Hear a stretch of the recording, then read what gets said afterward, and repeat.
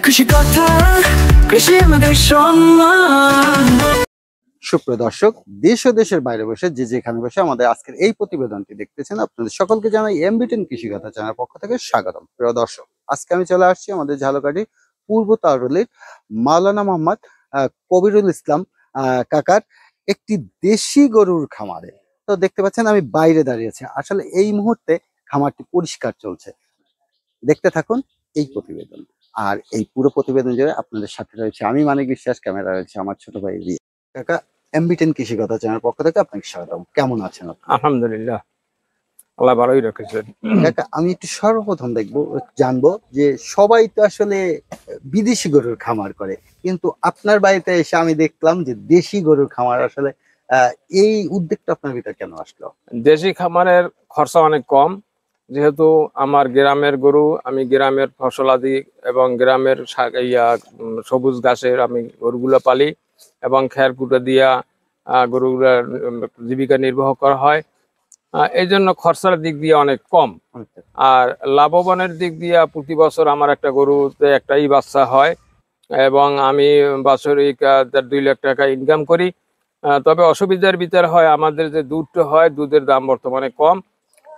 আপনি এই যে দেশি গরু পালতেছেন, এখন এই মুহূর্তে আপনার কতটা খামারে গরু রয়েছে? আমার গরু সর্বমোট 10টা আছে, 10-11টা গরু আছে। তার ভিতরে বাচ্চা আছে 4টে, আর তা মোটামুটি দুধ দেয়। কেউ গাভীন হয়েছে, কেউ গাভীন হবে, এই অবস্থায় আছে। এই খামার ছাড়া আপনি আর কি কি করেন? এই খামার ছাড়া আমি একটা মসজিদের ইমামতি করি এবং আমার জমিতে কৃষি ভাতা দেই এবং জমিতে চাষ টাস করাই, নিজেও করি, লোক দিয়েও করাই। মোটামুটি আলহামদুলিল্লাহ একটা পর্যায়ে আমি আছি। একটা পর্যায়ে আলহামদুলিল্লাহ ভালোই আছে। জি আলহামদুলিল্লাহ। আর তো আমরা এই যে দেশি গরুর খামারটা করতেছেন, মানে দেশি গরুর খরচটা অনেকটা কম, হ্যাঁ প্রফিটটা বেশি, এমনটাই আপনি আমাদেরকে বলছেন। হ্যাঁ এমনটাই আর কি, যে প্রফিট, খরচাটা অনেক কম, প্রফিট মোটামুটি হয় আর কি। তো আপনি এই মুহূর্তে 10টা গরু রয়েছে আপনার, জি, কিন্তু ভবিষ্যতে আর কি গরু, মানে দেশি গরু আর বাড়াবেন না? ভবিষ্যতে বেশি গরু বাড়ানোর ইচ্ছে থাকলেও হয় না, কারণ আমরা যদি সরকারের একটু সাহায্য সহযোগিতা পাইতাম তাহলে আমরা মোটামুটি আগাইতে পারতাম। এই জন্য আর সামনে আর পদক্ষেপ নিতে চাই না। এইতেই মোটামুটি আমার চলে, কারণ অতিরিক্ত যদি হয় একটা লোক রাখতে হয়, একটা লোক রাখতে হলে সেখানে অনেক তার পিছনে খরচা হয়ে যায়। এই জন্য আমার নিজেই যাতে আমি নিজেই করতে পারি, এই জন্য সীমাবদ্ধ রেখে 10টা-12টা এর ভিতরেই রাখতে নিজেরটা নিজে সীমাবদ্ধ।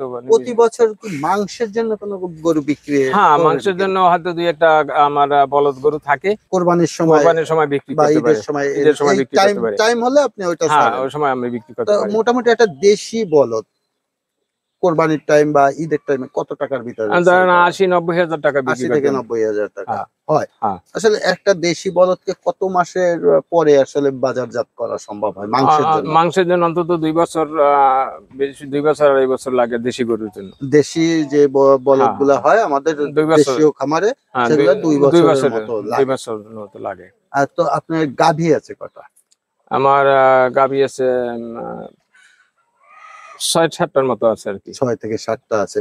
তো 7টা গরুতে যদি প্রতি বছর একটা করে বাছুর দেয়, তাহলে বছরে 7টা যদি উপরালা সল্লি সালামতে রাখে, তাহলে দেখা গেছে 7টা বাছুর আসে। তো 2 বছরের মাথায় ধরেন আমরা 80,000 করে যদি 7টা বিক্রি করতে পারি, তাহলে মোটামুটি ভালো মুনাফা আসে। সে থেকে আমাদের খামার পরিচালনা করা অসম্ভব না, সম্ভব, প্লাস আমাদেরও কিছু বেনিফিট থাকে। জি জি জি। তো আসলে আপনি দেশি গরুকে কিভাবে কি খাবার দিচ্ছেন? এটা আমি বর্তমানে খাবার দিতেছি, খ্যার দিতেছি এবং খৈর দিতেছি, ভুসি দিতেছি এবং সাথে কুড়াও দিতেছি। এইভাবে মিক্স করি আর কি খাওয়াইতেছি। বাজারের তৈরি কোনো ফিট খাবার খাওয়াচ্ছে না? বাজারে কোনো ফিট খাবার আমি খাওয়াইনি। কোনো ফিট খাবার দিচ্ছেন না? একদম দেশীয় ঘরোয়া পদ্ধতিতেই খাওয়াই, পরিচালিত হয়। দুধ কতটুকু আসতেছে? দুধ আপনার এখন বর্তমানে একটু কম হয়, 7-8 কেজি আমার হইতো আর কি, 8-9 কেজি হইতো। বর্তমানে তো ডাল সিজন, এই জন্য দুধ কম হয়। আচ্ছা, বাজারে যে ফার্মের গরু, বড় যে গরুগুলা, সেইগুলোর দুধ আর আমাদের দেশি গরুর দুধের ভিতর কি দামে কোনো পার্থক্য? হ্যাঁ, দামে পার্থক্য বলতে আমরা সেই দামটা পাই না। আমি যদি বাজারঘাট করতে পারতাম তাহলে দেখা যাইতো যে দামে একটু বিক্রি করতে পারতাম। আমার এখানে গোশ আসছে, তাকে কেজি 50 টাকা হিসেবে দেওয়া হয়, কিন্তু এই দুধটা নিয়ে তারা মানে 100 আপনাকে টাকা লিটারে 50 টাকা 50 টাকা সে দিচ্ছে। দোয়াই নিচ্ছে আপনার কাছ থেকে। আমি দোয়াই দিই, আপনি দোয়াই দেন হ্যাঁ, কিন্তু সে আপনাকে 50 50 টাকা টাকা দিচ্ছে। দিচ্ছে। কিন্তু আমি যদি নিজে বাজারঘাট করি তাহলে 100 টাকার উপরেও বিক্রি করা যায়। 100 টাকা, 90 টাকা বা হ্যাঁ, হ্যাঁ। 100 প্লাসও বিক্রি 100 করা অনেক সময় হ্যাঁ, যায়, যায়, যেহেতু যায়। দেশি গরু। দেশি গরু, হ্যাঁ। ঠিক আছে, এই জন্য তাহলে দেশি গরুর অনেক চাহিদা আছে, অনেকে দেশি গরুর দুধ নেওয়ার জন্য বাড়িতেও আসে। দেশি গরুর দুধ খাইতেও মিষ্টি এবং ঘন, খুব সুস্বাদু আর কি। তো আপনি যদি আসলে দেশি গরুর দুধগুলা বাজারজাত নিজে করতে পারেন তাহলে একটু মুনাফাটা ভালো আসে। হ্যাঁ, বাজারঘাট করতে গেলে দেখা যায় যে বাজারঘাট করতে যে সময়টা অপচয় হয়, সেই সময়টা আমি আবার অন্য কাজে ব্যবহার করতে অন্য পারি, কাজের জন্য ব্যবহার যার করতে কারণে পারেন। আমি অগ্রসর হইতে পারি না। তো আমরা যতটা জানি যে খামার থেকে যারা দুধ নিচ্ছে তারাই 60 টাকা 65 টাকা দিচ্ছে, কিন্তু আপনার দেশি গরুর দুধ এই ক্ষেত্রে আপনাকে কেন 50 টাকা দিচ্ছে?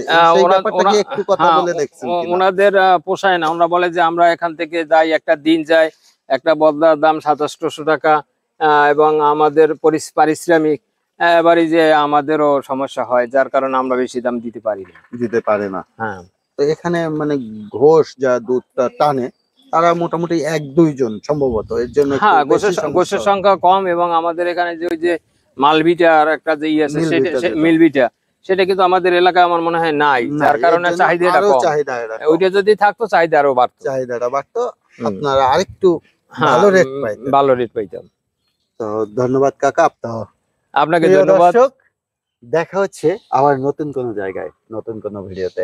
আজ এ পর্যন্ত সবাই ভালো থাকবেন, সুস্থ থাকবেন।